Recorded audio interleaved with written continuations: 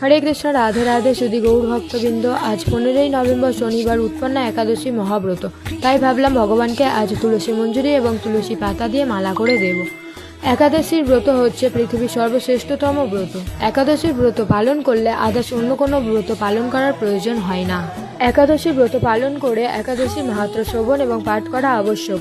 এছাড়াও একাদশীর ব্রত পালন করে যদি পরের দিন সকালবেলা ঠিক সময় মতো একাদশী পালন টাইম মতো না করা হয়, তাহলে একাদশীর ব্রতফল লাভ করা যায় না। তাই আপনারা অতি অবশ্যই ঠিক সময় মতো একাদশী পালন ভঙ্গ করবেন। উৎপন্না একাদশী পালনের সময় হচ্ছে সকাল 9:11 থেকে 9:31 মধ্যে। আপনারা সবাই এই টাইমের মধ্যে একাদশী পালন ভঙ্গ করবেন।